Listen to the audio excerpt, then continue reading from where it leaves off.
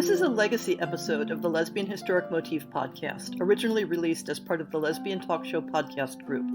Some references may be obsolete. The show looks at lesbian-relevant themes in history and literature, has interviews and discussions about current historical fiction with queer female characters, including fantastic versions of the past, and presents new original historical fiction for your enjoyment.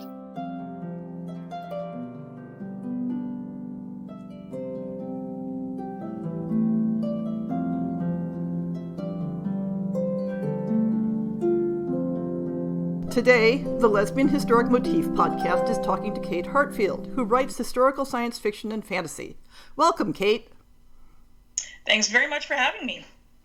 You've written several books that combine history with fantasy or science fictional motifs, including a pair of queer time travel novellas, Alice Payne Arrives and Alice Payne Rides. Recently, those books were mentioned in an article by Amal El-Moutar, who asked the question, why are there so many new books about time-traveling lesbians? So let's start with a synopsis of the Alice Payne series and then see if we can answer that question. Sure, yeah. So there are two Alice Payne novellas. They're published by Tor.com Publishing. And they tell the story of a highwaywoman named Alice Payne. She's leading a double life as a highwaywoman in the 1780s in England.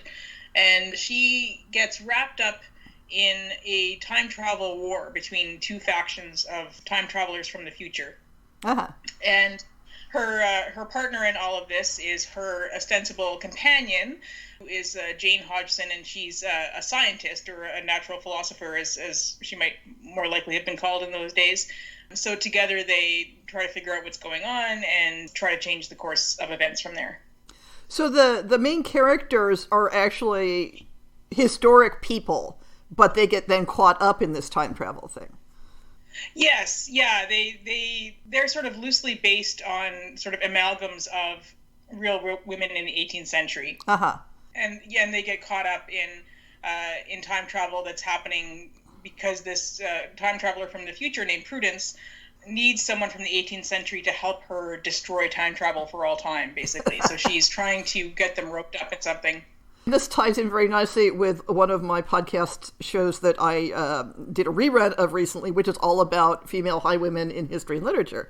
Yes. Yeah, I just saw that episode and I was like, oh, I've got to give that a listen. Yeah, that's great. There were quite a few, well, maybe not obviously to many, but there were quite a few actual highwaywomen and highway robbers, if you read the Old Bailey accounts of trials and that kind of thing. And so I drew on some of those histories to inform my character of Alice Payne, for sure.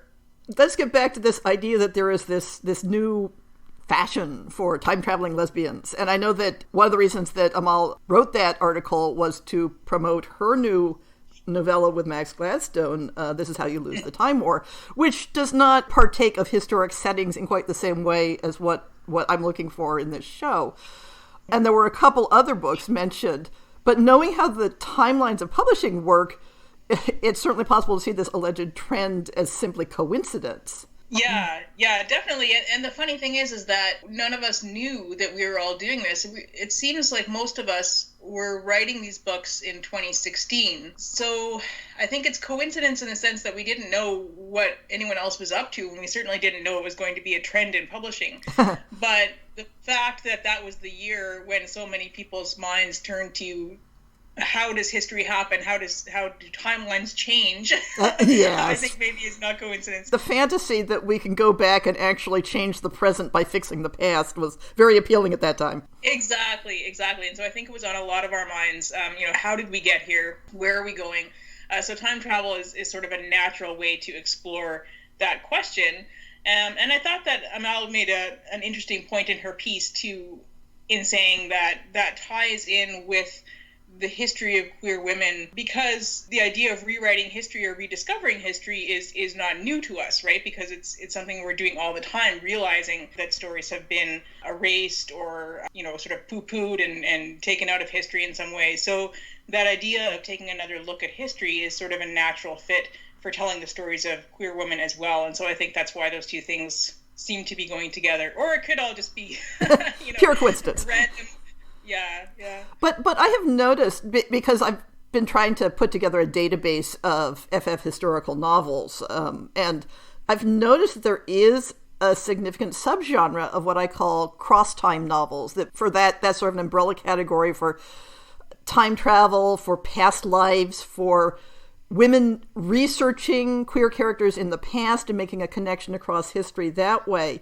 And my perception, and this is just me brainstorming, is that in some ways it's a way to make history accessible to the modern readers, to give them that anchor in the present, so you have a present character interacting with the past in some way. Mm-hmm. Yeah, that definitely helps. I think having a character, it's almost in the same way that you have a portal fantasy. You have someone from our world who's acting as proxy in some way for the reader. So definitely, especially I'm thinking of the novels of Connie Willis. Mm-hmm. In her time travel novels, there's quite a strong sense of that the time travelers are, in a way, sort of our guides to history, and they go back and show us what's happening.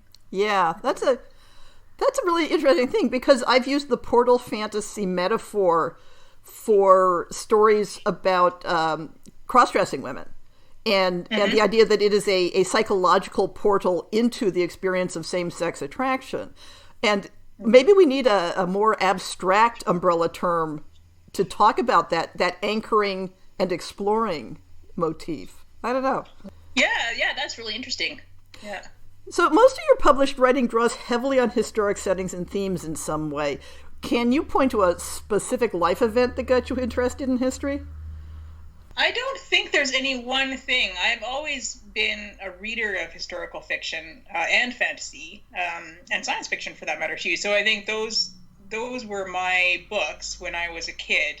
Books like Rosemary Sutcliffe's novels. Oh yes. They were my food when I was a child. So I think probably the world of books is what got me interested in history. And I did most of my published work of any length takes place in Europe, and my dad is English, and we traveled to England and went to all the old castles and that kind of thing when I was 11. So there may have been some aspect there that got me more interested in European history, but I definitely always was as well. I've been interested in that history and in those stories since I was a small child.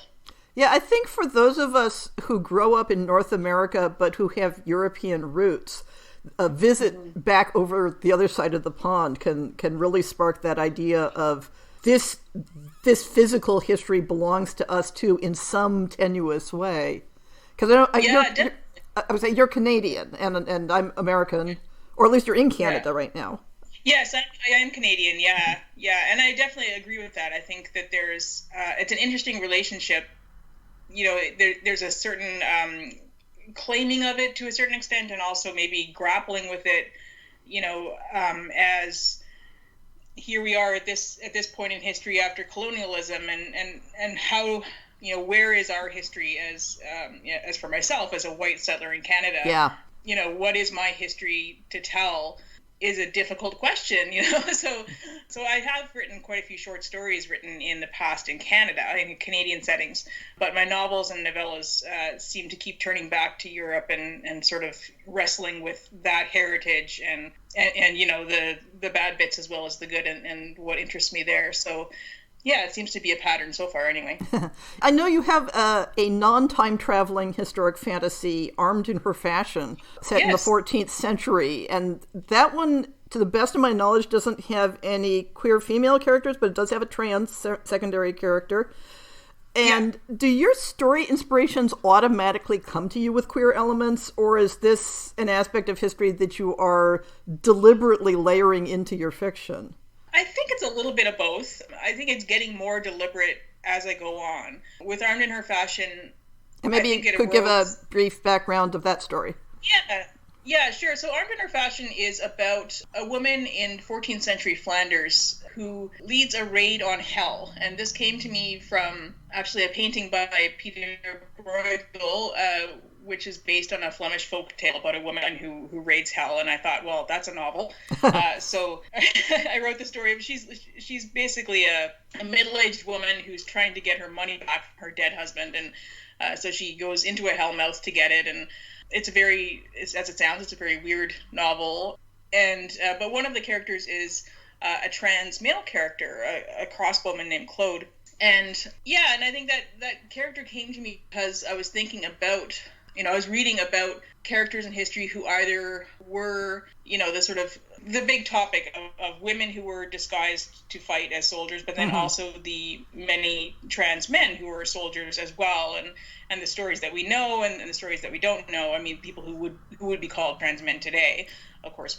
Yeah. The term didn't exist at the time, but that story sort of arose out of reading the history and thinking, okay, yeah, here are some stories that I haven't seen a lot in medieval fantasy, and especially because so much medieval fantasy really focuses on aspects of medieval life that we don't see a lot. It focuses on royal families and high stakes politics and that kind of thing. And there's a little of that in my novel, but it's also very much the story of ordinary people. So I wanted to tell a few stories that I felt hadn't been told enough. So that seemed to fit for me there. I like the idea of telling the stories of ordinary people because, quite frankly, we've heard lots of stories about royalty and high stakes battles and things, and it's hard to find a new angle on that. Exactly, yeah. So I really wanted to bring stories to life that hadn't been told before, and I think that was my thinking with Alice and Jane as well, is that as I started reading more and more about 18th century women, I thought, okay, well, this would be an interesting dynamic to explore with these characters as well, to make them two women in a relationship. So I think it just sort of seems to arise naturally, but I find that with each new book that I write, I'm thinking about it a lot more deliberately. In the book that I'm working on now is, speaking of royalty, it's actually a historical fantasy novel about Marie Antoinette and her sister, Carolina. And while they're not, I haven't queered them in this book, although there are many stories that do. I was going to say, although their political enemies did.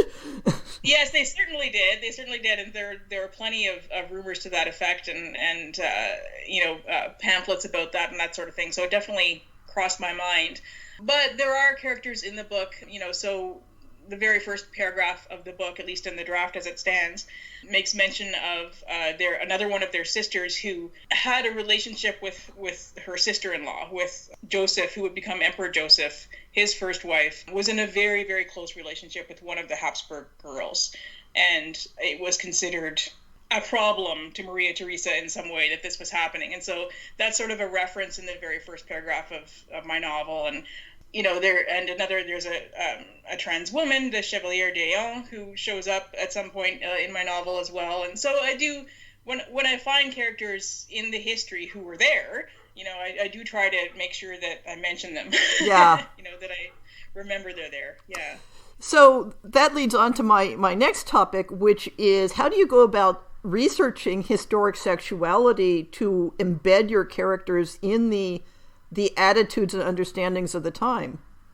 Yeah, that's always such a difficult question because, as we were just saying, we don't always have the words, that the terms change, definitions change, understandings change, and especially when you're trying to write in the point of view of the characters of the time. So that's always a tension between representing the point of view of your characters and being mindful of your readers in 2019 or 2020, as it will soon be.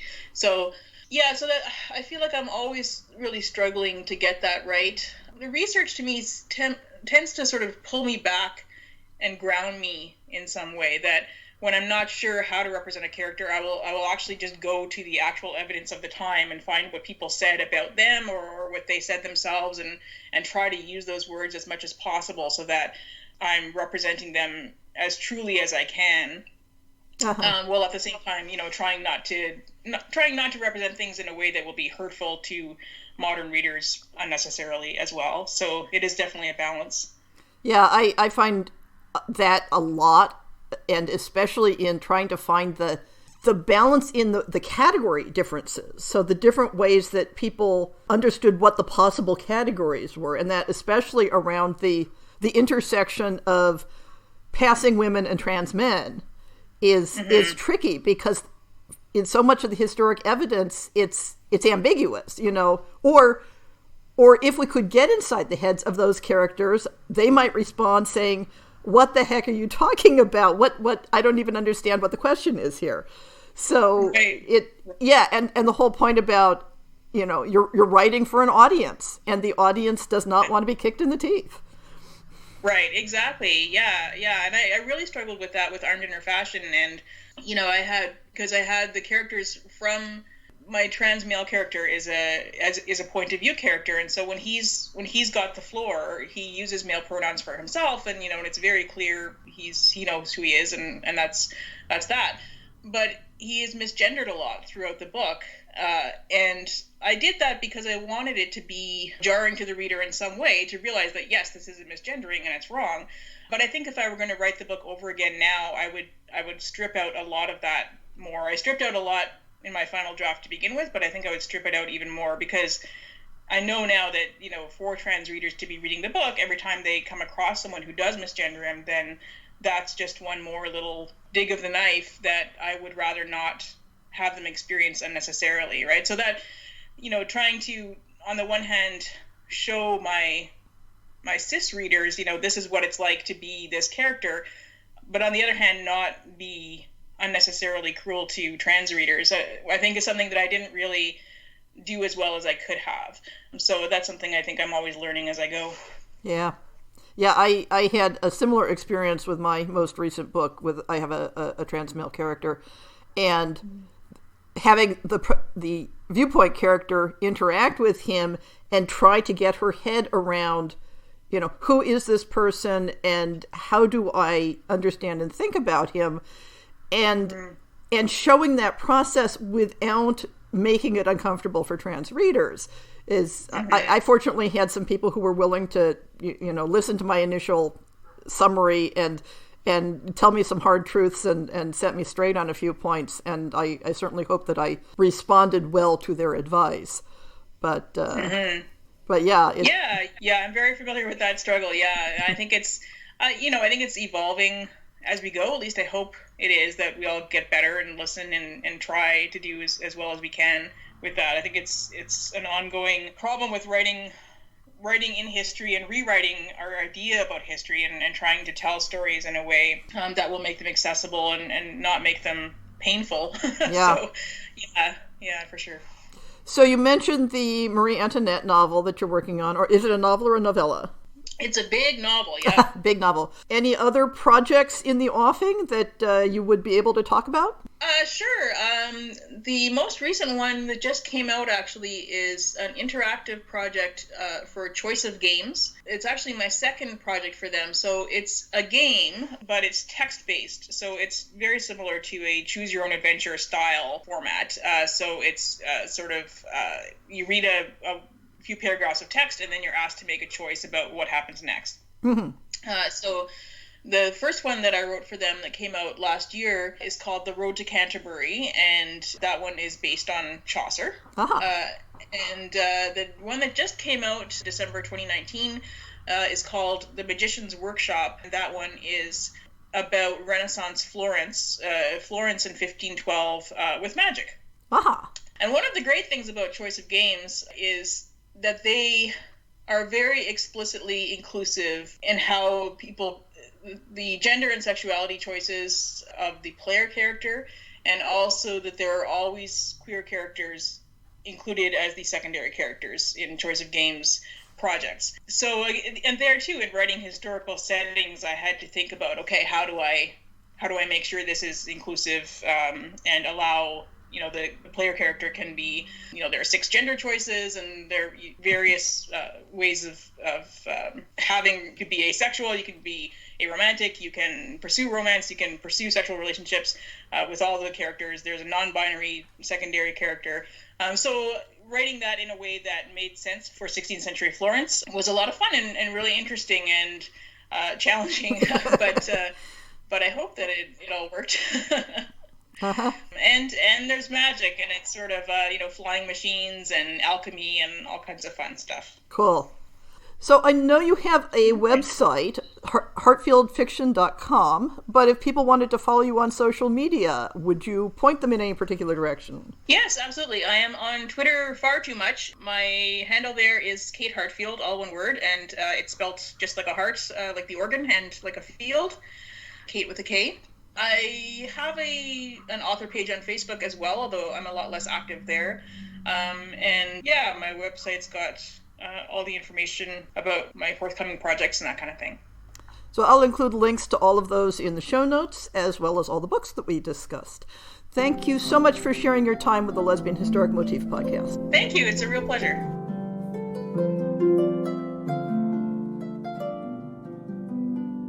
I hope you've enjoyed this episode of the Lesbian Historic Motif podcast. See the show notes for links to people and topics. Most shows will have a transcript linked as well. If you have a book announcement, a topic suggestion, or might like to appear on the show, please drop me an email. If you enjoyed this podcast, please rate it and subscribe on your favorite podcast app, and consider supporting our Patreon.